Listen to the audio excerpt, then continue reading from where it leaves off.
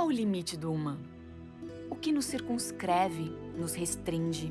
O que demarca nossos contornos? Diante do que humildemente nos curvamos, cedemos, paramos e reconhecemos que algo é demasiado para nós, que está além de nossa capacidade e possibilidade. Na antiguidade, quando olhavam para seus deuses, os homens se reconheciam humanos. A potência dos seus deuses punha termo à audácia dos homens. A imortalidade divina era o lembrete da nossa fragilidade, perecibilidade, mortalidade. Ali era a nossa barranca, a nossa praia, e todas as correntes de vida desembocavam na morte.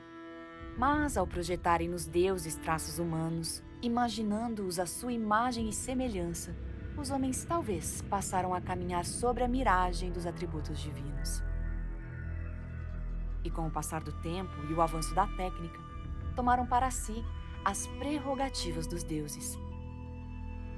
Ao competirem consigo mesmos e com outros humanos pela superação dos limites do corpo e da razão, os gregos puseram no altar de Zeus um outro deus que ambicionava a adoração: o homem.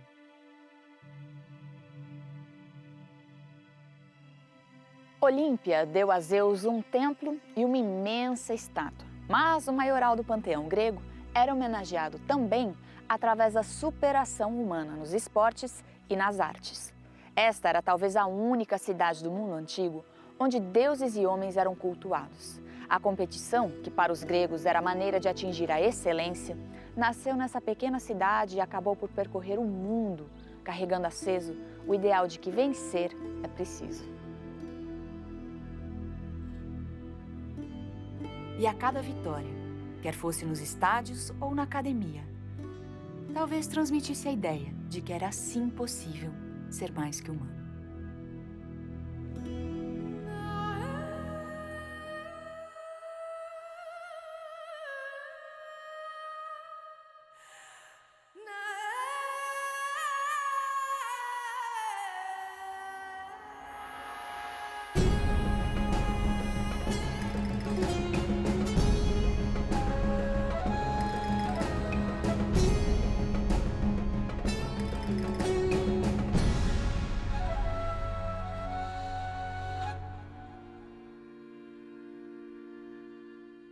O que virá depois de nós?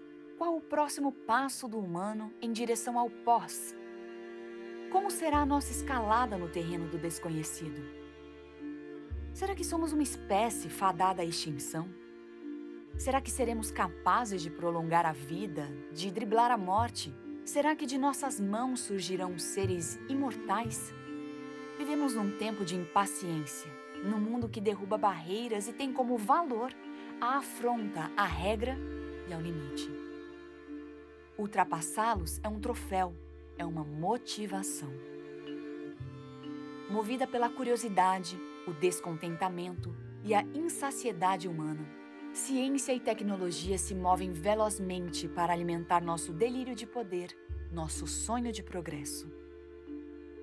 Mas aonde isso vai dar? Teria a insinuação de uma evolução nos iludido ao ponto de acharmos que a mudança virá por nossas próprias mãos?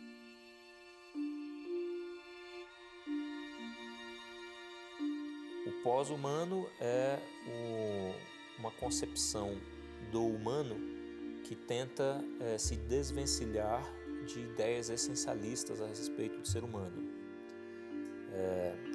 Essas ideias tiveram origem lá na ideia do Nietzsche, mas elas foram consolidadas mesmo com a cibernética, porque aí a cibernética começou a ver que era possível interpretar a realidade como informação. A cibernética começou a analisar um monte de processos, tanto do social quanto da natureza e da natureza humana, e começou a ver assim, olha, se na realidade nós interpretarmos tudo como informação, a gente consegue ver que no final das contas tudo é informação mesmo e as coisas se organizam como um ser humano, por exemplo, apenas porque são informações organizadas dessa forma. Então, a cibernética chegou à conclusão de que assim, o ser humano não é essencialmente diferente de outras formas de organização de informação, como a máquina. Então a noção de pós-humano, ela quer captar esse estado do humano em que ele já não pode ser definido por seu aspecto biológico, por seu aspecto social, ou por seu aspecto religioso, ou por seu aspecto transcendental. Ele não pode ser captado por nenhum desses aspectos, porque na realidade isso daí seriam assim, manifestações em um determinado momento de uma determinada organização de informações. O que está acontecendo no momento, que é uma coisa muito interessante, é uma espécie de visita, uma nova visita a uma das questões mais antigas, que é como que a gente pode perpetuar a nossa existência na Terra. Então se fala, como eu estava falando antes, a gente costuma dizer que nas religiões elas encontram algum mecanismo para isso. Então você vai viver para sempre, se você for bom, né? Tem um mecanismo aí de moral, né? Você é recompensado pelas suas escolhas, né? Pelas suas ações, e você pode então viver para sempre. Isso é uma questão muito típica das religiões cristãs. Ou você volta, né? Então você morre, mas você volta. Ou os espíritas, que é uma coisa enorme no Brasil, né? O espírito de alguma forma permanece, então o seu corpo vai, mas o espírito fica. Então, uau, que legal, né? Então você não precisa se preocupar tanto assim com a sua mortalidade, porque afinal de contas o corpo pode ir, a matéria se decompõe, mas o espírito, a sua essência fica, a ponto de você poder se comunicar com ela, se você souber como. Genial, né? Então as religiões, de alguma forma, apresentam mecanismos para isso e vêm fazendo isso há milênios. Então, por exemplo, os egípcios construíam lá as pirâmides e as múmias para o quê? Para poder existir novamente. Então, preserve o corpo também, no caso deles, né? A múmia preservava o corpo para você ter essa nova existência. Então, a ideia de você preservar o corpo para você ter essa nova existência, ou você se reinventar, ou você capturar a sua essência, o seu espírito, é justamente o que está acontecendo agora com essa questão transhumana de você, de alguma forma, preservar você mesmo usando a tecnologia. Mas do que se tratam essas aventuras científicas? Tem a ideia da criogenia, né? De que se você tem alguma doença incurável, ou se você consegue ser transportado rapidamente no momento da sua morte para esses centros criogênicos, você então pode ficar lá em estado congelado, né? Até que eventualmente a cura da sua doença ou uma outra forma de transhumana de você se renascer é inventada. Por quê? Porque eles imaginam que você pode então um dia resgatar a informação de quem você era, que está nos neurônios, né? Na sua estrutura cerebral, e podem reconstruir você. Então, isso é uma maneira de você pegar, considerar o ser humano, não só o nosso corpo, mas a nossa essência, como informação, né? E informação é uma coisa que pode ser armazenada e pode ser transportada. Então a gente fazia isso, né? Em geral era com cartas antigamente, mas hoje em dia a gente usa a internet e você pode então armazenar, em princípio, armazenar quem é você, guardar isso e eventualmente reimplantar isso num outro corpo, que pode até ser um clone seu. Então imagina só isso, né? Essa é uma maneira de você se reencarnar para sempre, né? Se o corpo vai piorando, tudo bem, armazena aquele programa ali, né? Faz um backup, porque senão não sabe logo o que pode acontecer, né? E a sua essência então fica. Tá? E esse corpo pode ser um clone seu, ou seja, pode ser até parecido contigo, ou mesmo idêntico a você, né?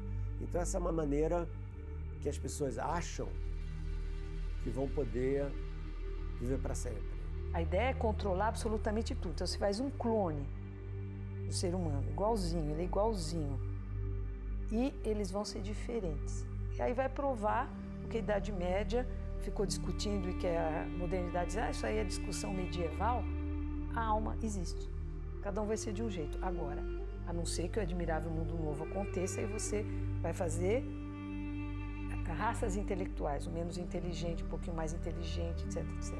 Também não está excluído, né? Porque todas essas experiências, a maioria das experiências são feitas hoje, de transplante, de célula-tronco, era feito no nazismo. E a ciência, tudo bem, talvez até seja bom, mas não tem limite, né, no que você pode, entre mil aspas, aperfeiçoar o humano.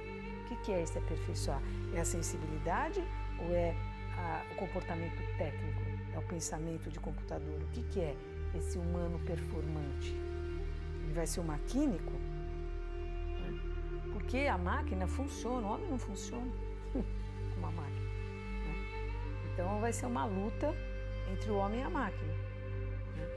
Uma outra possibilidade é você não viver para sempre, mas você aumentar bastante a sua vida usando engenharia genética e implantes cibernéticos, né? Então você pega implantes cibernéticos que mais ou menos transformam você numa espécie de híbrido entre homem e máquina. Porque cá entre nós, nós já não somos mais os mesmos que éramos 40 anos atrás. O que você teve até hoje? Você teve dispositivos técnicos que aprimoravam o corpo humano. Então, o telescópio, o homem não vê a distância, então você tem um instrumental, mas você confiava no corpo humano. Só que ele era precário com relação àquilo que eu podia ver, mas enfim, para você ver o distante, de qualquer maneira, você está usando o seu olho. Então, o instrumento técnico era uma mediação para você ter acesso às coisas que o olho não consegue ver. E hoje você substituiu o corpo humano por uma outra estrutura. Você não vê no jogo de futebol, você não confia mais no olho, você confia no replay. Né? Teve o pênalti ou não teve o pênalti? Né? Você precisa passar. E a partir daí, a gente não sabe como vai ser, porque hoje não se trata mais nem de uma evolução do corpo.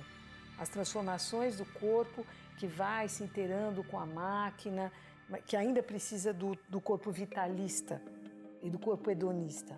Você tem hoje a possibilidade, pelo descobrimento de como é composto o carbono, de produzir uma nova evolução que não tem nada a ver com o corpo biológico. E, para mim, de uma forma crítica, eu acho tudo isso uma enorme fantasia. Não a questão do transhumanismo, não a questão da hibridização, que obviamente já está acontecendo, mas a extrapolação radical disso, de que eventualmente vai ser possível a gente pegar a informação de quem nós somos, colocar numa máquina, numa memória e transportar isso para outro recipiente.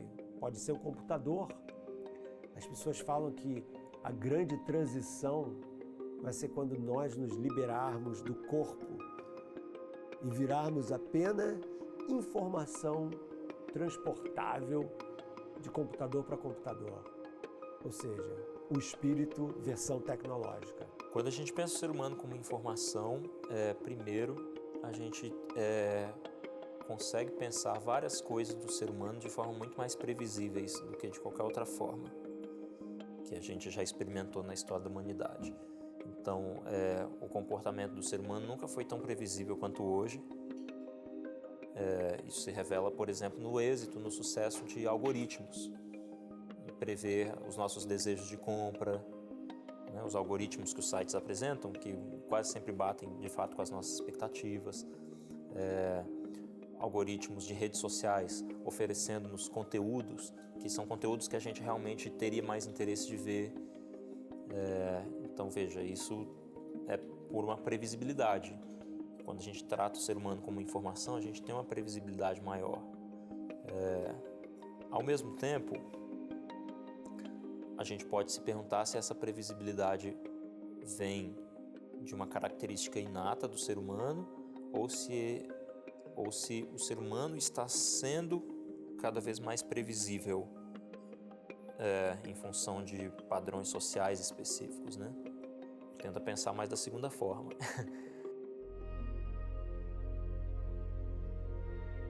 Mas por acaso essa busca por previsibilidade calcada na premissa do conforto não seria uma empreitada de domesticação da vontade e da liberdade humana?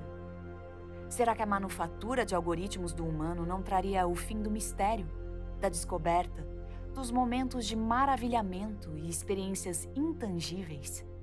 Será que essa aventura na senda das coisas que não se sabem não abriria um caminho sem volta para promessas de posse daquilo que não se pode garantir? A surpresa, a perplexidade não fabricada, o genuíno e tudo aquilo que leva tempo para se construir ainda teriam lugar nessa próxima fase do humano? Essa ideia de uma transmissão de experiências é aquilo que necessita o tempo longo. Não é? Todas as relações afetivas, elas requerem uma continuidade, né? Espacial, temporal.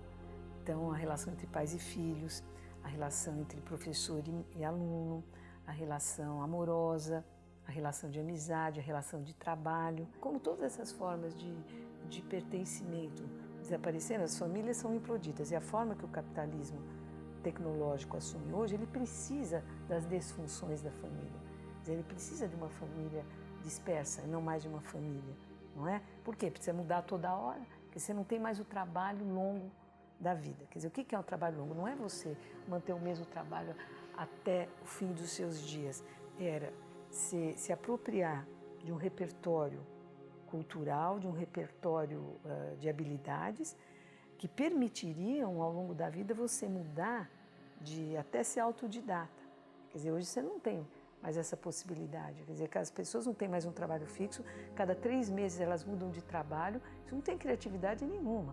Essa ideia de dizer que cada 3 meses você se forma para uma profissão, você não forma um médico em 3 meses, você não forma um eletricista em 3 meses, quer dizer, hoje se forma. Por quê? Porque hoje a profissionalização prepara para a desprofissionalização. Você não pode ter mais a ideia da especialidade de um saber que vai amadurecendo ao longo da vida. Não é? Por quê? Porque você não vai ter mais o trabalho organizado, que a máquina faz. Não é? Então você passa a depender da máquina. Até 2050, as prospecções são feitas, que só vai haver trabalho para 30% da humanidade. E 70% vai ficar ociosa. Não que você não necessite das pessoas, mas nada é previsto para incluir as pessoas. Né? E se dizer, por exemplo, que a nossa democracia da inclusão nunca excluiu mais, quer dizer, ou você está no ritmo da tecnologia ou você está excluído. Como é que você fala que isso é democracia includente? Você só fala em inclusão digital. Agora, o digital não inclui ninguém, não civiliza ninguém, não abranda os costumes de ninguém. Né? A tecnologia é apenas um instrumento que tomou o lugar do conhecimento e da experiência. Um filósofo que eu gosto muito, né, um pouco conhecido, mas o livro mais importante dele sobre isso chama-se, em espanhol, La obsolescencia del hombre, a obsolescência do homem. O nome desse filósofo é Gunther Anders. E ele fala justamente isso, ele escreve esse trabalho na década de 50 e ele vai dizer que o paroxismo, o apogeu da tecnologia ocorre justamente no século XX. E aí ela deixa o homem obsoleto. Né? Ela torna o ser humano um ser descartável, porque ele é mais lento, porque ele não tem tantas habilidades como as máquinas, porque ele é só agora mais uma peça no meio de uma grande engrenagem. E isso tende a se tornar cada vez mais visceral, tende a recrudescer. Né? Nós corremos o risco aí de daqui uns 50, 100 anos encararmos um grande problema social, os inúteis. Ou seja, a sociedade se organiza para prescindir da mão de obra produtiva. Vai existir mão de obra, mas não essa mão de obra. Então, nesse sentido, há um paradoxo, sim. Né? A tecnologia, ela nos rouba, ela subtrai a consciência, na medida em que ela passa a ser, como dizem os filósofos, hipostasiada. Ela passa a ter autonomia, ela passa a ter vida própria, ela passa a ter autogoverno. Então, e isso implica, muitas vezes, na perda, na subtração de uma consciência humana a respeito de tudo isso. Né? A única coisa que nós temos consciência é que nós precisamos nos adaptar a isso. Né? A única consciência que nós temos é que se você não se adaptar, você está excluído.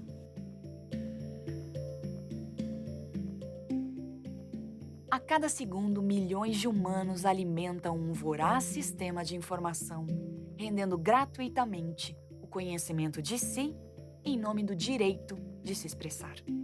Cada vez mais, nos tornamos mais servos das máquinas e menos senhores de nós mesmos.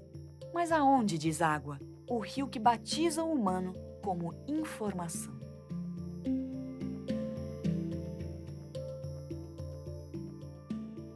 Você tem um volume de informação que não se transforma em experiência, não é? Porque pobreza de experiência não é só falta de experiência, também é excesso, não é? Quando você não tem nem os elementos intelectuais para lidar com a quantidade de informações, nem o tempo de assentamento disso ao longo da tua experiência, né? Portanto, o tempo se encurtou e o volume de experiência aumentou. Então, você tem uma espécie de fardo do passado, ou você tem uma espécie de saturação do pensamento, né? Você não tem aquele espaço vazio para você poder elaborar, não é, as relações entre as coisas, né? Então fica tudo bionívoco, né? Pergunta-resposta, sim ou não, amigo-inimigo, verdadeiro e falso, quer dizer, você perde todas as nuances que são as mediações. É a diferença entre o olhar e o ponto de vista, né? O olhar é aquilo que estabelece uma relação entre as coisas, o ponto de vista ele é fixo, né? Ele não tem maleabilidade nenhuma, né? A gente está no mundo de ponto de vista e de opiniões, você não está na ideia de interrogação, de reconhecimento das dificuldades, é todo mundo da simplificação. Então esse mundo só pode dar na barbárie, você não conversa mais com o outro, né? Você agride o outro. Se o mundo, quer dizer, a diferença entre o que é a opinião, quando no século XVIII foi feita a pesquisa, se nós vivemos numa época de esclarecimento ou não, foi feita uma pesquisa de opinião, a opinião era justamente aquilo que não estava formado, né? Então, é justamente aquilo que você está interrogando, ouve o outro, pode mudar de ideia, etc. Hoje, todo mundo já tem opinião formada. Portanto, a ideia da fake news, essas questões todas da pós-verdade, não tem importância nenhuma. A verdade não tem importância nenhuma. Aliás, Hannah Arendt dizia que o que assusta no totalitarismo, o que caracteriza o totalitarismo e o pensamento totalitário, quer dizer, não é nem pensamento, quer dizer, as atitudes totalitárias, é que não é, o que assusta mais não é nem o fascista declarado, nem o comunista declarado, mas é aquele para o que a ideia de verdade não importa mais, né? Todo mundo já tem um ponto de vista sobre as coisas, então você não tem diálogo comunicativo, cada um já sabe o que ele quer, o que ele pensa, não importa se isso corresponde à verdade ou não, né? Então é um mundo do arbitrário completo. O mundo contemporâneo faz perder o princípio de realidade, né? Você não sabe mais diferenciar o que é fato e o que é a interpretação do fato, o que é significativo e o que é insignificante. Então você fica num mundo da tendência à indiferenciação e ao amorfo, né? Isso não pode ter crítica nenhuma. Você só pode ter crítica quando você tem identidades que possam ser discutidas como tal. Identidade que eu digo não é uma identidade fixa, mas é que as coisas têm uma forma a partir da qual você pode criticá-las ou não. Quer dizer, qual é o elemento a partir do qual você estabelece comparação hoje, se tudo tende à indiferenciação? É a proliferação do mundo das opiniões. E como a gente é levado a opinar sobre tudo sem ter o repertório intelectual, as informações necessárias para opinar, é um mundo que está sendo guiado pelas opiniões, ou seja, pelo desconhecimento de causa, né? Os próprios governos, eles tomam decisões, seja por uma opinião pública, ninguém sabe o que é, seja pelos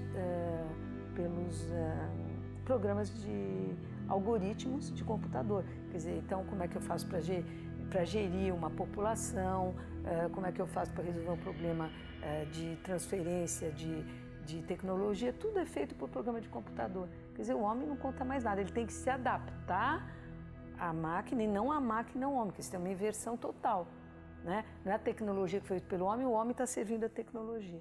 E a própria economia hoje ela é refém da tecnologia e da ciência. Uma outra implicação que eu vejo, que para mim é a implicação mais significativa, é que a gente perde a singularidade da materialidade. Então, é claro que o pensamento ocidental, ele sempre teve um certo ranço assim com a materialidade. E isso vem do pensamento platônico, dual, né? O mundo das ideias e o mundo do sensível. E a verdade está no mundo das ideias, não no mundo do sensível, não no mundo da materialidade. Mas veja, é justamente no mundo da materialidade que estão as coisas realmente singulares. No das ideias, no da informação, no da linguagem, as coisas têm identidade plena sempre. Você sempre tem a mesma palavra, você sempre tem o mesmo número para poder designar alguma coisa. Mas quando você vai para a matéria que aquilo deveria designar, por exemplo, um humano, quando eu vou para a pessoa em si, na sua materialidade, cada uma é diferente e não se reduz ao um humano. Então, quando a gente passa a tratar todas as coisas como informação, como se esse fosse o aspecto que explicasse o que elas são, a gente nivela todas as coisas e elas deixam de ser vistas singularmente. E isso acontece inclusive com a individualidade. A individualidade, ela deixa de ser propriamente singular de uma pessoa, de um ser humano, por exemplo, para ela ser algo que pode ser reprodutível numa máquina, porque uma implicação do pós-humano é que eventualmente a gente possa se converter numa máquina ao fazer um upload daquilo que do conjunto de informações que é o nosso corpo e a nossa consciência numa máquina. Só que o que significa isso? Significa ao mesmo tempo que aquilo que nós somos é livremente reprodutível. Se é livremente reprodutível é porque não é singular. A singularidade está na materialidade. É uma concepção de pensamento que ignora, por exemplo, o quanto o pensamento humano está ligado ao corpo humano. O pensamento do indivíduo está ligado ao seu corpo individual. Então, hoje em dia, a gente já gosta de dizer que assim, não é o cérebro que pensa, é o corpo que pensa. Então, uma inteligência que eventualmente venha se desenvolver em uma outra materialidade, ela teria que ser vista como uma outra inteligência e não como uma inteligência humana, não como um paralelo da inteligência humana. E eu acho que entender as coisas como informação do ponto de vista do pós-humano é ignorar essas distinções essenciais, é ignorar esse lugar essencial do pensamento, da consciência humana, que é ancorado numa materialidade específica.